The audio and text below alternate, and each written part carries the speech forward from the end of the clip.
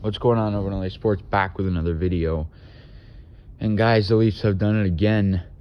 They have lost another Game 7. This time they were leading the series 3-1 and blew it. But in this video, I'm going to be going over what's next for this team and sort of recapping the season that, was very good over the course of the year. Had a lot of ups and downs. Very good regular season. Of course, won the North Division. And then sort of fell down after that. But in this video, I'm going to be going over some contracts and what we might see next season from this team.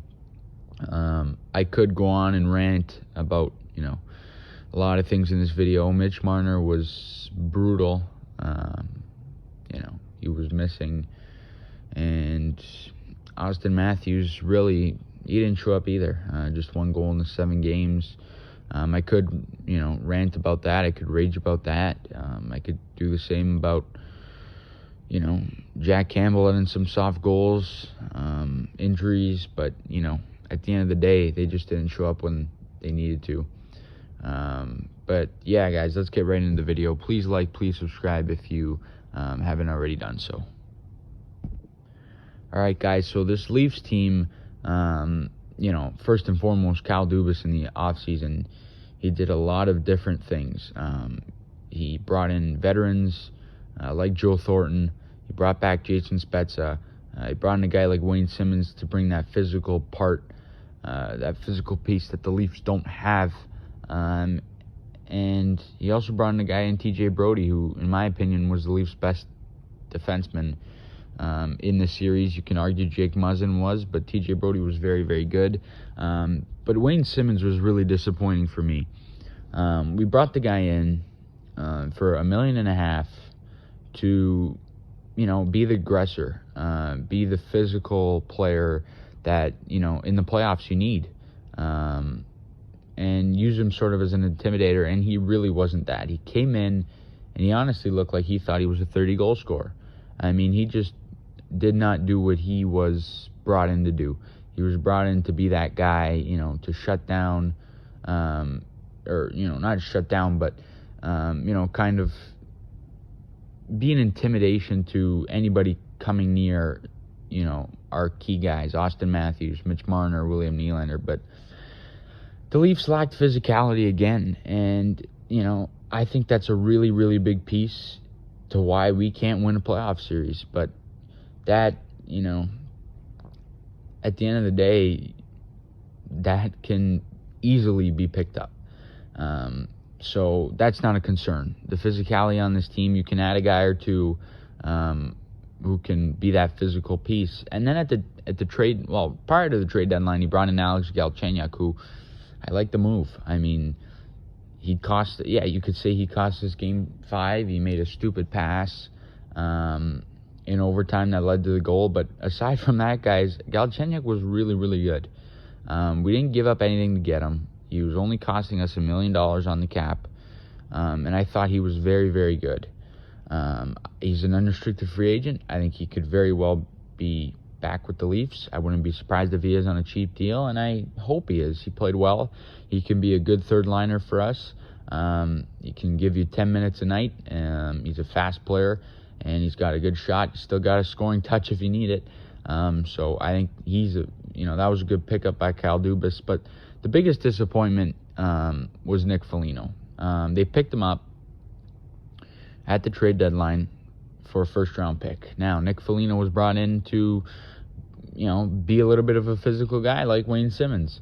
And he was. I'm not going to complain about that. He fought Corey Perry after John Tavares went down. A lot of people question that fight. I liked it. I like, the fact that he had to, sort of get the guys going again. I liked the physical game he brought, but he didn't score with us in how many games. He killed us last playoffs when he was on Columbus, and I thought that was a waste of a first-round pick. Now, I'm not blaming Kyle Dubas. I thought Kyle Dubas did a terrific job, and anybody blaming him, is just an absolute joke, because at the end of the day, Kyle Dubas did what he had to do. The players didn't execute. Kyle Dubas brought in pieces, to help this team succeed, and they just didn't. So I thought Nick Felino was a disappointment. And to trade a first-round pick, waste a first-round pick on him was tough. And I doubt he'll be back next season. He's an unrestricted free agent. I think he'll end up back in Columbus. So those are, a few of the disappointments for the Leafs. But there was a major concern for this team in the goal. Listen, Jack Campbell was terrific, but at the end of the day, you're just not gonna go far with a guy who has, who lacks in experience. Jack Campbell, he hasn't been in a playoff game prior to the series, and it's awfully tough to win when, you got a guy who he's literally just hoping he stays hot. It was very, very tough for the Leafs in goal. That's a big, concern, and that is going to be key in the offseason. I think that might be the biggest thing in the offseason. Frederik Andersen's unrestricted. David Rittich's unrestricted. Jack Campbell's got 1 year left. I have a feeling Freddie Andersen will not be back. And I think David Rittich does come back, but you still need that number one goalie. And hopefully the Leafs go out and get that. Another thing you guys have to keep in mind this offseason, the Seattle Kraken are going to be, coming in. So they're going to need to take a player from the Toronto Maple Leafs. So we got to know who we're going to expose, who we're going to protect. That's a big, a big factor in who could potentially be on the team next season. But the good thing for the Leafs is our core guys are signed. Aside from Zach Hyman, who he'll be back. He's not going anywhere. He's an unrestricted free agent, but he's not going to go anywhere. And Morgan Riley, who's unrestricted after next season, our core pieces are locked in. John Tavares is signed through 2025, as is Mitch Marner. William Nylander, Austin Matthews are signed through 2024.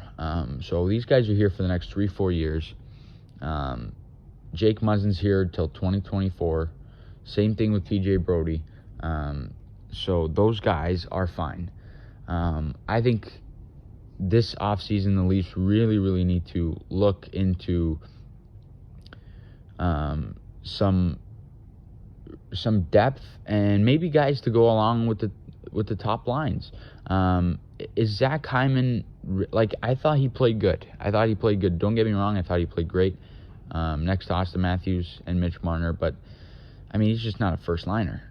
So you could explore that. You could, bring back Alex Galchenyuk, because he is a guy who every now and again can be on the top two lines and play very, very well. And guys, I think next season, the Leafs don't have too much money to work with. So I really, really do think, Jason Spezza comes back on a cheap deal. Same thing goes for Alex Galchenyuk. I think Zach Hyman gets re-signed.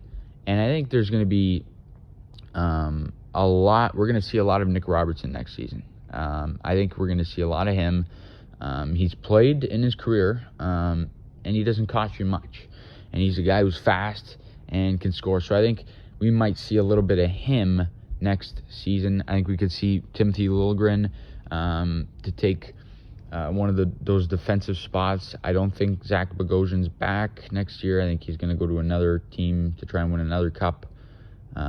But, those are some things we could see in terms of players in the offseason. And, guys, the last thing I want to talk about is coaching staff and front office. I think Sheldon Keefe could have handled a lot of situations better, but he didn't. And, it is what it is. That's the way it goes. And guys, I'm very frustrated with this team, and it keeps happening again and again. But you guys aren't going to want to hear this word, but patience is key. You look at some of the teams that just won recently over the past couple of years after being, in the same boat as the Leafs. A team like Washington Capitals, stacked team for the longest time. Couldn't get past the second round. Our issues the first round, theirs was the second round. Tampa Bay Lightning just got over the hump last season. Steven Stamkos couldn't win. People were writing them off, but they just stuck to it. And I think the Leafs are, in the same situation. I think the Toronto Maple Leafs, they have a lot of talent on this team, and obviously John Tavares going down was just so crucial. But I think we need to be patient with this team. They're still, at the end of the day, they're still young. Our core pieces are 23, 24, and 25, right? So it's still a very young team. But Sheldon Keefe could have handled the situations better. Yeah, he could have. Could Kyle Dubas have done better? Maybe. But I really thought Kyle Dubas did a hell of a job, in the offseason and at the trade deadline. And, getting Nick Felino, we all thought was a terrific move. He's a guy who killed us last year in the playoffs, or that qualifying series, whatever. So I thought that was really good. I just didn't think Nick Felino played the way we expected him to, and really the way he should have played. But Kyle Dubas and Brendan Shanahan, I think those guys, as much hate and blame they're going to get for this, the players just didn't play. Mitch Marner and Austin Matthews, they had to show up, and they didn't. And a lot of that's on Carey Price, and I totally get it. I mean, the guy is absolutely unbelievable. He's the reason Montreal is where they are. He's the reason that they've won series in the past. If it weren't for him, they probably wouldn't have won a series for the longest time. Carey Price is saving jobs of a lot of people in Montreal. Marc Bergevin knows it. If you saw his reaction to Carey after he thanked him, Dom Ducharme would probably be out of there if it weren't for Carey Price. But at the end of the day, our core, Mitch Marner and Austin Matthews had to show up, and they didn't. And Sheldon Keefe, I really thought he should have put William Nylander on the Matthews and Hyman line, and put it to a little bit of how it used to be a few years ago. I thought that would have been a big change, but he didn't. But yeah, guys, I mean, the Leafs, we just got to stick with it. The Leafs are a team that drive us insane. They're really good in the regular season, and they get to the playoffs, and it's a whole different story. But I think the Leafs, will be a very good team again next year. I think that there's some work they need to do in the offseason. I have a ton of videos up leading into free agency. Not really a busy draft for us, but leading into free agency and, what we might do.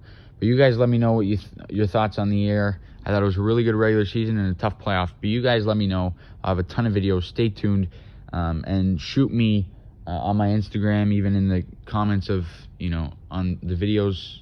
Tell me what to post. Give me some content, ideas. And as always, please leave a like on the video and subscribe if you are. And we'll see you guys in the next video.